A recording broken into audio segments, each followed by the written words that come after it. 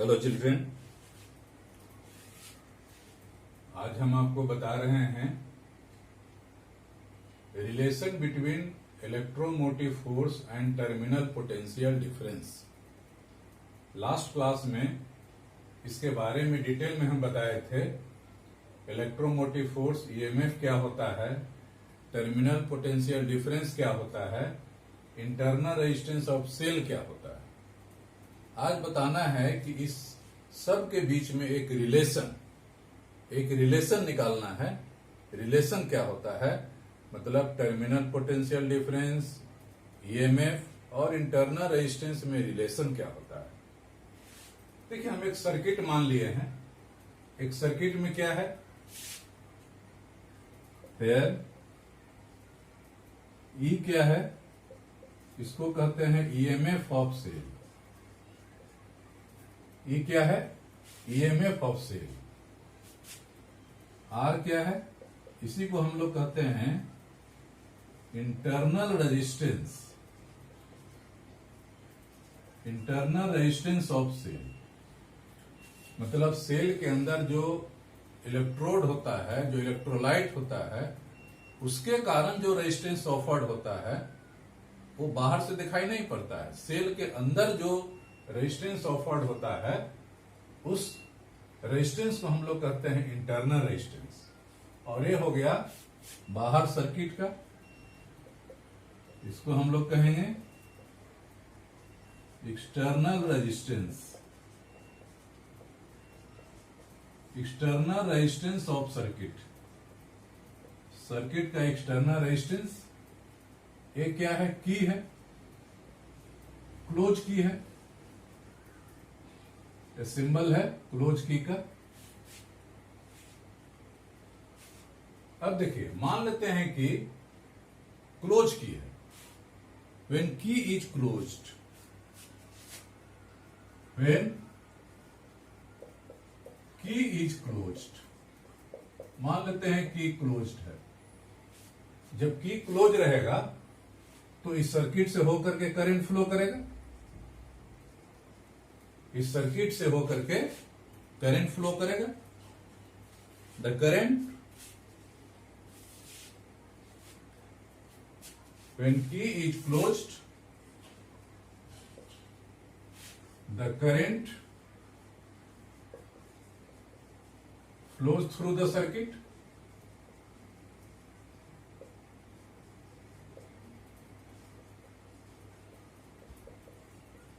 जब की क्लोज है तो सर्किट से करंट फ्लो करेगा। मान लेते हैं आई करंट फ्लो कर रहा है। तो सबसे पहले देखें इस सर्किट का टोटल रेजिस्टेंस क्या होगा। Total resistance of the circuit, total resistance of the circuit क्या हो गया। देखिए, सर्किट का कैपिटल आर है एक्सटर्नल रेजिस्टेंस और यह स्मॉल आर है internal resistance of the cell. ये दोनों रेजिस्टेंस क्या है, सीरीज में जुड़ा हुआ है। दोनों रेजिस्टेंस सीरीज में जुड़ा हुआ है। तो total resistance of the circuit हो गया capital R plus small R, मतलब external resistance plus internal resistance of the cell. तो करंट कितना फ्लो करेगा। Now, amount of current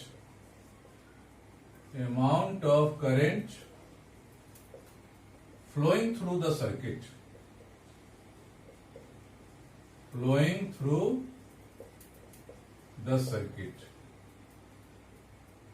circuit से कितना करंट फ्लो करेगा, आई।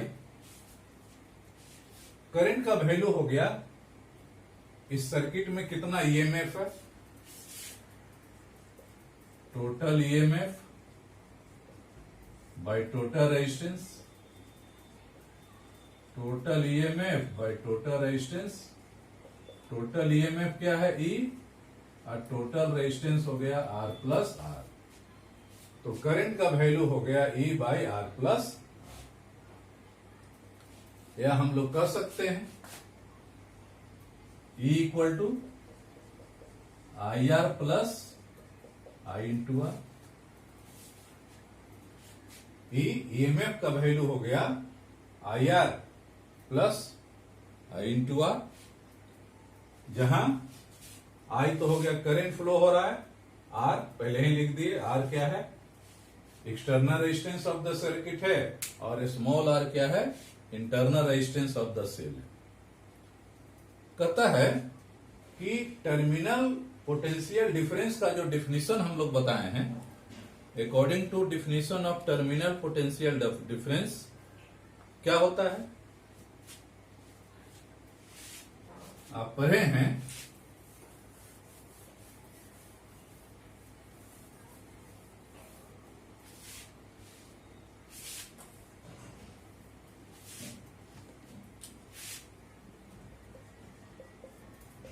according to definition of terminal potential difference,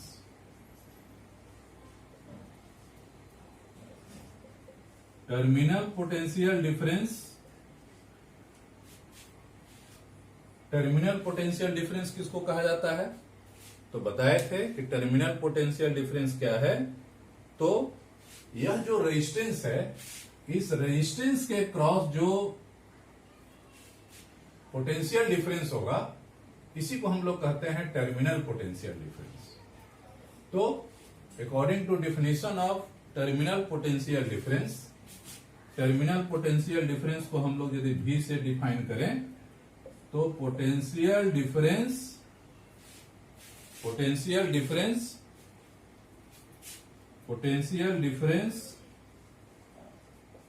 across the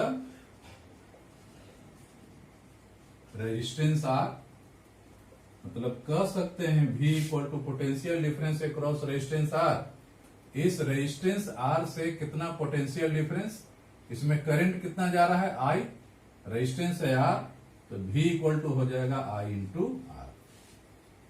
तो V equal to हो गया आई इंटू आर, जहां V को हम लोग कहते हैं terminal potential difference.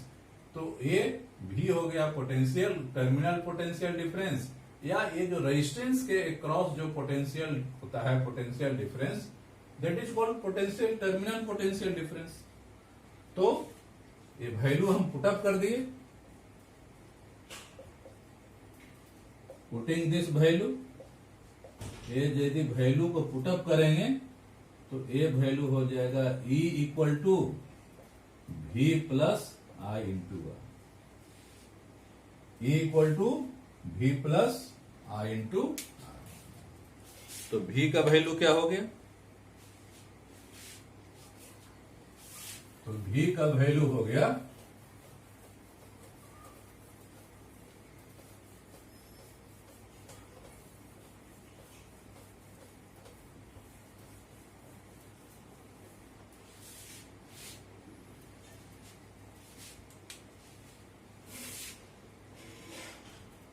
V equal to हो गया E equal to V plus I R, तो V इक्वल टू हो गया E माइनस आई आर,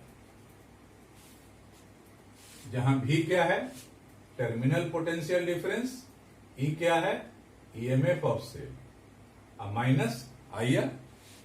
तो यहां कह सकते हैं कि यह जो टर्मिनल पोटेंशियल डिफरेंस है, ये जो टर्मिनल पोटेंशियल डिफरेंस है, ईएमएफ से कम होता है। Here terminal potential difference V is less than EMF of cell। Cell के ईएमएफ से टर्मिनल पोटेंशियल डिफरेंस का वैल्यू कम होता है, इज लेस देन ई।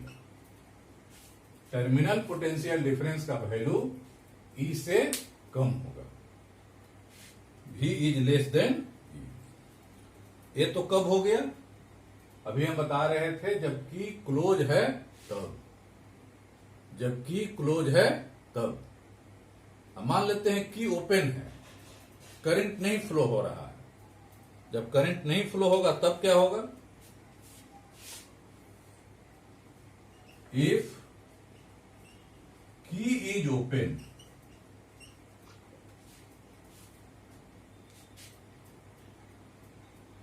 की ओपन है मतलब करंट फ्लो नहीं हो रहा, key is open, that is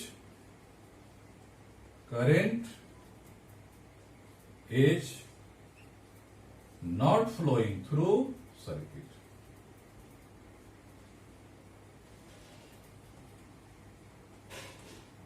की ओपन है इसका मतलब करंट फ्लो नहीं हो रहा है, तो करंट फ्लो नहीं हो रहा है तो I इक्वल टू क्या हो गया, जीरो। करंट का वैल्यू हो गया जीरो, तो करंट का वैल्यू जीरो, तो V का वैल्यू हो गया V E minus zero into R, तो V इक्वल टू हो गया E। मतलब जब करंट फ्लो नहीं हो रहा है, मतलब ओपन सर्किट में V इक्वल टू E होता है, मतलब ये टर्मिनल पोटेंशियल डिफरेंस का वैल्यू EMF के बराबर होता है। कब? जबकि ओपन है, मतलब करंट जब फ्लो नहीं होता है, तब टर्मिनल पोटेंशियल डिफरेंस और EMF का वैल्यू बराबर होता है। और जब करंट फ्लो होते रहता है सर्किट में, मतलब की क्लोज है, करंट फ्लो हो रहा है, तब टर्मिनल पोटेंशियल डिफरेंस का वैल्यू EMF से कम होता है।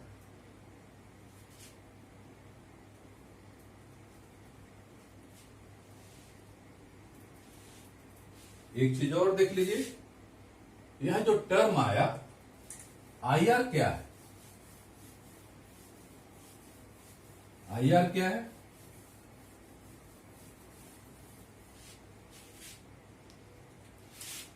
Here I into R, IR को क्या कहते हैं? IR को हम लोग कहते हैं पोटेंशियल ड्रॉप। इसको हम लोग कहते हैं potential drop across internal resistance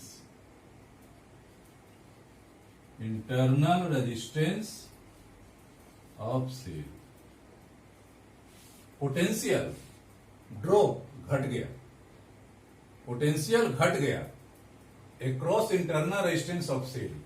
यह जो सेल है, सेल के इंटरनल रेजिस्टेंस के कारण, इंटरनल रेजिस्टेंस के क्रॉस पोटेंशियल कितना घट गया, पोटेंशियल ड्रॉप हो गया।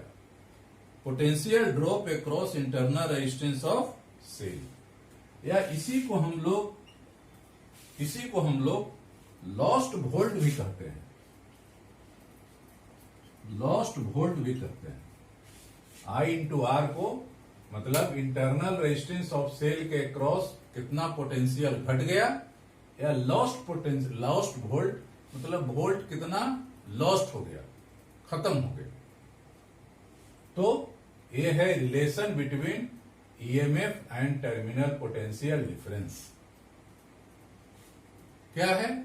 जबकि क्लोज है तब करंट फ्लो हो रहा है, और जब करंट फ्लो हो रहा है तो उसका टर्मिनल पोटेंशियल डिफरेंस का वैल्यू हमेशा EMF ऑफ सेल से कम होता है।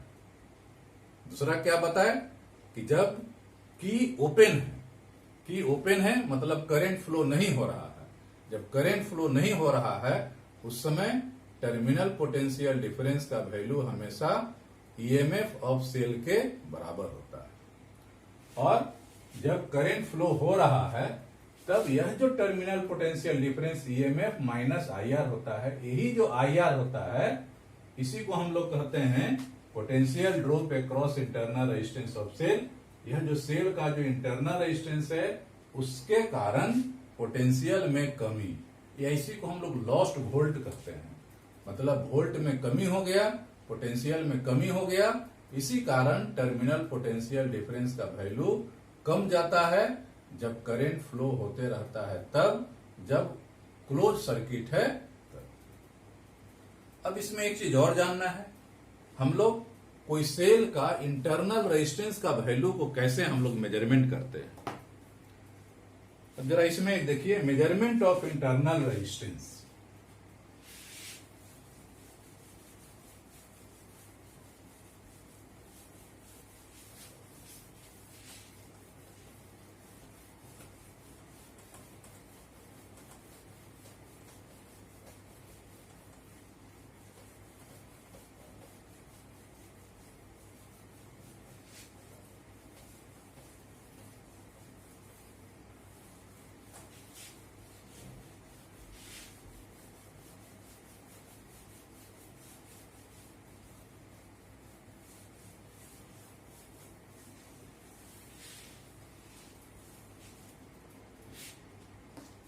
हेडिंग दीजिए, मेजरमेंट ऑफ इंटरनल रेजिस्टेंस।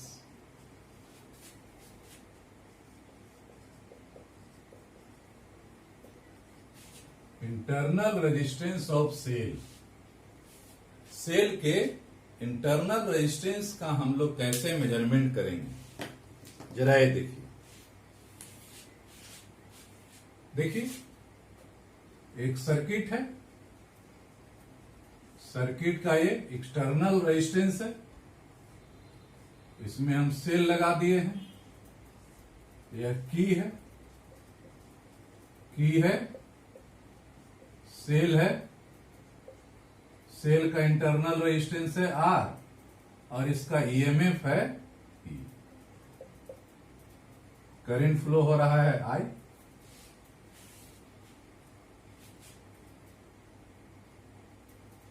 पहले हम माने जब की क्लोज है तब, इफ की इज क्लोज्ड, इफ की इज क्लोज्ड। की क्लोज का मतलब करंट फ्लो हो रहा है।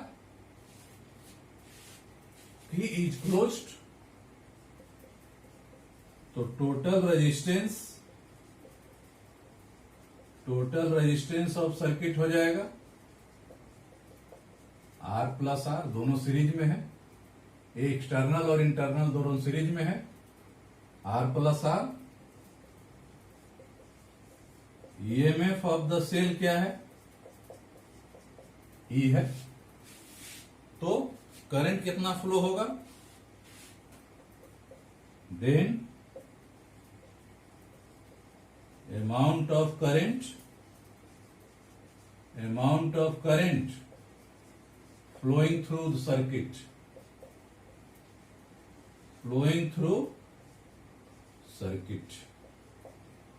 I equal to total EMF by total resistance। I equal to हो गया E by R plus R। इसको आप मान लीजिए इक्वेशन नंबर 1। इसको हम मान लें equation number 1, I equal to E by R plus R। जैसा कि आप जानते हैं, terminal potential difference, now terminal potential difference क्या होता है, V equal to I R. Terminal potential difference का वैल्यू होता है V equal to I R होता है। यदि हम इसको इक्वेशन नंबर 2 माने तो I का वैल्यू यहां से पुटअप कर दें। I का वैल्यू हो जाएगा E by R plus R multiplied by R. तो V इक्वल टू हो गया E by R plus R into R हो गया। ये क्या हो गया, V R plus V into R E into R, V into R E into R minus V into R. तो आर का वैल्यू हो गया, इसमें आर कॉमन ले लेंगे, A minus V by R divided by. तो इंटरनल रेजिस्टेंस का value हो जाता है E minus V by V into R, या R इक्वल टू होता है E बाई वी माइनस 1।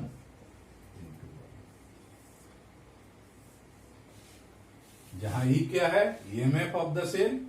यदि ईएमएफ ऑफ द सेल आपको पता है, टर्मिनल पोटेंशियल डिफरेंस का वैल्यू पता है, एक्सटर्नल रेजिस्टेंस का वैल्यू पता है, तो किसी सेल का इंटरनल रेजिस्टेंस का वैल्यू आप निकाल सकते हैं।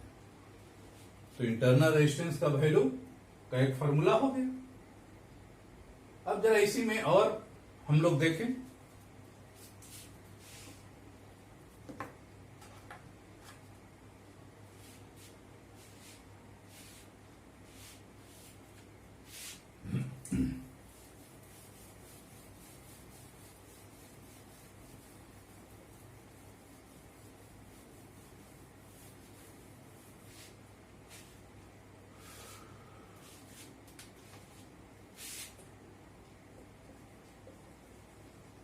अगेन अभी हम लोग देखे थे इक्वेशन 1 में I equal to E by R plus R, ये हम लोग देखे थे।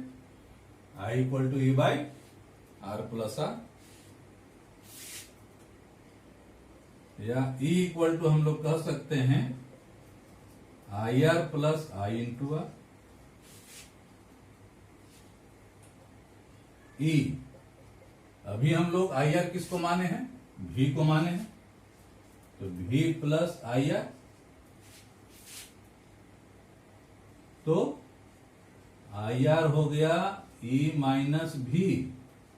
तो यहां से इंटरनल रेजिस्टेंस का एक और हमको फॉर्मूला मिल गया,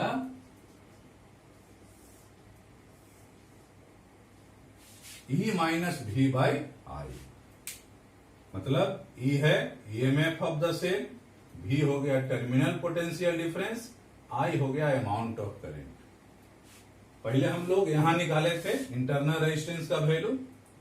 इंटरनल रेजिस्टेंस का ये भी फॉर्मूला है, इंटरनल रेजिस्टेंस का ये भी फॉर्मूला है।